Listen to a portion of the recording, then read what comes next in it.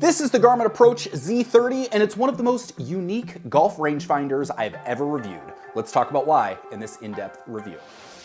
It's a bold statement. One of the most unique rangefinders I've ever reviewed. I mean, we also have the Garmin Z82, which might be the most unique rangefinder I've ever reviewed. So you gotta hand it to Garmin for doing things a little bit differently. But what makes this new one so different and so unique? Well, specifically, it pairs with your phone to give you GPS data within the viewfinder. Sound familiar? Maybe kind of sound like the Precision Pro Titan Elite? Well, Garmin takes it a step further. Not only does it give you GPS data in the unit itself, it also, in real time, pairs with your smartphone. And you may be saying, why do I need my rangefinder to pair with my smartphone? And we're gonna talk about that because I honestly wasn't sure either, but now that I've used it, I don't wanna go back to not using it.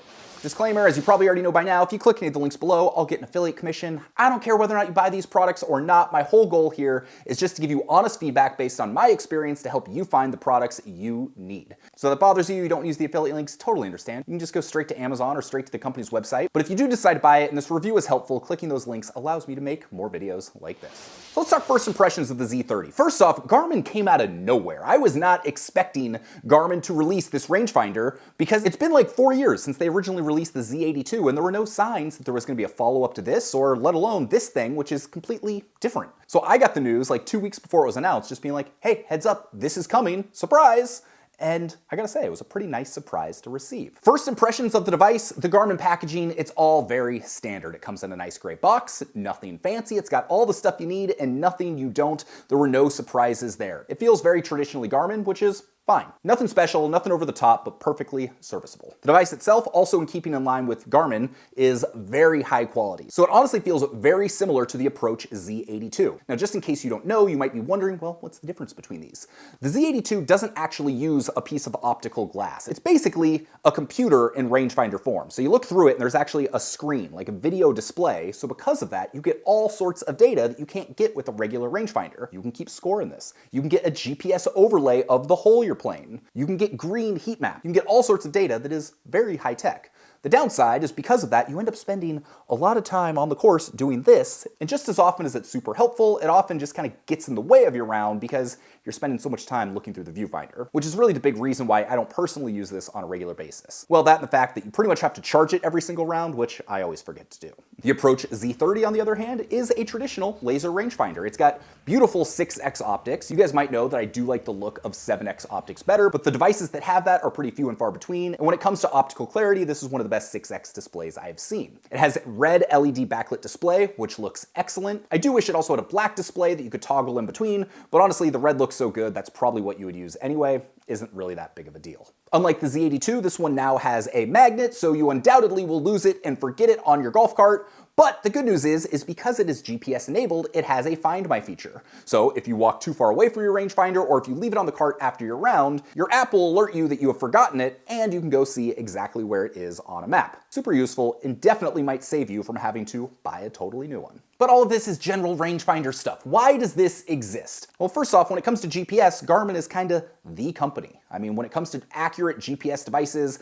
they are the best in the business, so it kind of makes sense that they would have a new GPS-enabled rangefinder. With this one, you pair it to the app and it takes no time at all. Your phone will automatically recognize this. Honestly, it literally took me less than 30 seconds to pair it. The experience was completely seamless, and that's exactly really how devices like this should be in 2024. Because as things get more high-tech, you don't want it to get in the way of actually using it. And I'm happy to say that unlike the Z82, this one really does not get in the way of your round of golf. It enhances it more than anything. So once it's paired, you can look through it, get a laser distance, and what you're gonna see next to the distance that is shot over on the left-hand side is you're gonna see two numbers. It might be 4 and 16. And what that represents is the distance to the back of the green from the pin and the distance to the front of the green from the pin. So it's actually dynamic based on where the flag is. So with the Precision Pro Titan Elite, this is the other GPS rangefinder that I've recently reviewed. This will just give you stock yardages to the front and the back of the GPS. So it might say 150 to the front, 170 to the back. But this gives you that distance from the pin itself, which I really like.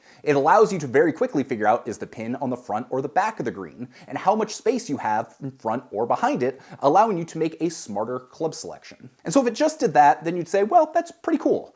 But here's where things get extra special. If you are someone who uses a Garmin smartwatch, this will also pair with that. Again, the experience pairing this with the watch, super seamless, very easy. I was testing this out with the Epix Gen 2. You can also use it with the S70, S62, S42, Epix Pro. Pretty much any of the newer golf-enabled Garmin smartwatches you're gonna be able to use with the Z30. But what does that mean? Use your rangefinder with the smartwatch. So let's say you start around on your smartwatch and you get distances just like you would to the front, center, and back of the green.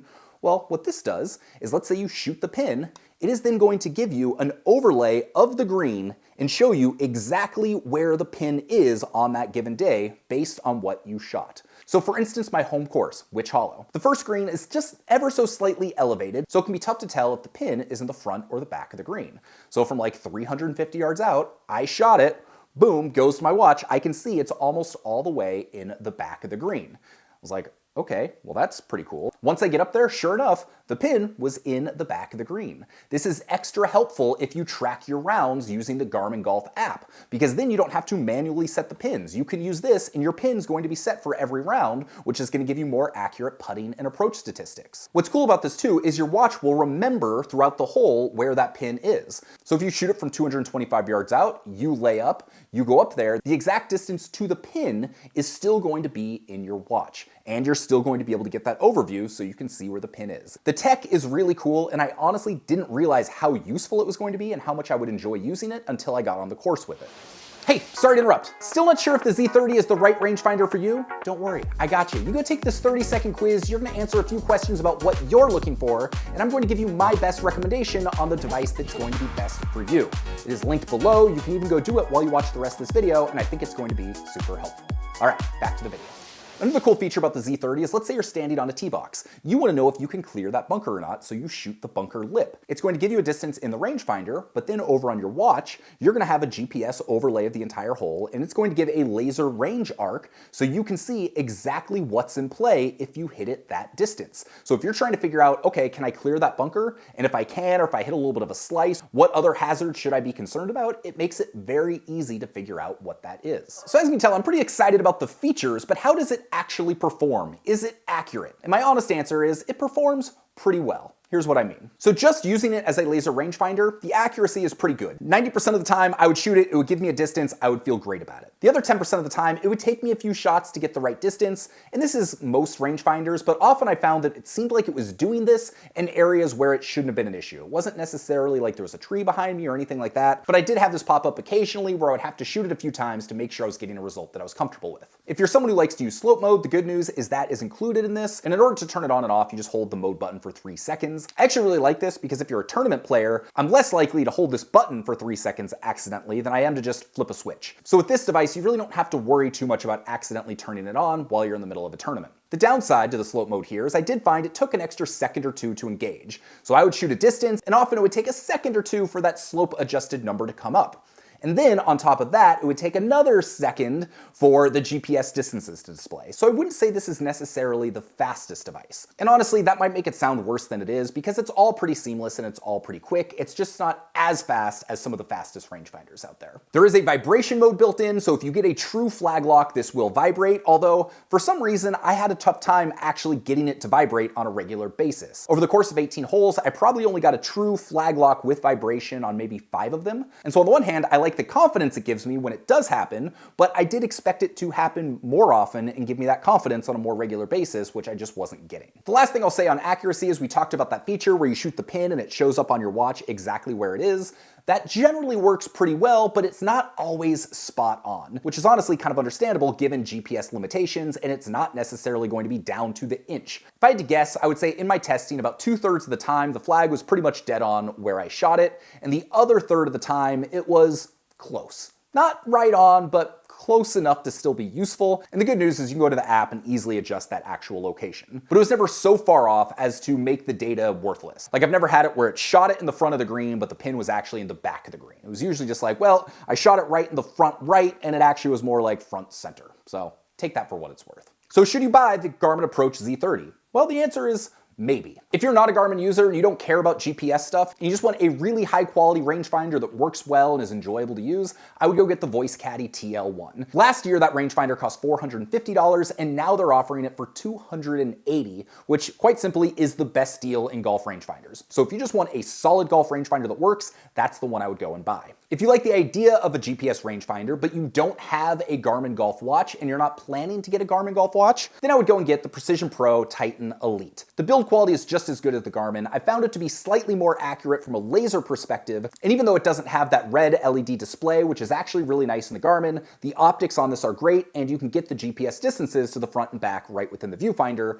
which is awesome. I've got a coupon code for the Titan Elite, which is going to save you a few bucks and make this one just a little bit cheaper than the Garmin, and I think that overall, if you like the idea of GPS, you want a high-quality rangefinder, but you don't want to invest in the Garmin ecosystem, this is the one I would go with. But if you are a Garmin user, specifically if you have a Garmin Golf watch, then honestly, this is probably the best rangefinder to get. As I mentioned, I've been surprised how much I've enjoyed having those distances in the rangefinder as well as having them on the watch. How it all works together honestly feels like magic, and the fact they can do this without making you feel like you're bombarded by tech, pairing everything, starting my round, using it in the round, it never once got in the way of enjoying just being out on the golf course. So as I mentioned, if you're just looking at this from a purely laser rangefinder standpoint, it's not necessarily the fastest, it's not necessarily the most accurate, but it's very good. It's better than a lot of the products out there, and when you combine this with what you can do within the Garmin ecosystem and with a Garmin watch, well then you've truly got one of the best combinations of products for getting GPS yardages. Using this rangefinder and the watch in tandem is like 1 + 1 = 3. Everything just works better, it's fun to use, it's seamless, and because of that, I absolutely love this device. I will note, I have not tested this, but I'm gonna guess it's probably true. If you are a Arccos user and you're already using a GPS-enabled app on your phone, there's a good chance you're not also going to be able to use this rangefinder. I ran into this with the Titan Elite where I couldn't use the GPS features on this as well as Arccos at the same time, so you should just keep that in mind. But if the only GPS you've been using is a Garmin watch on your wrist,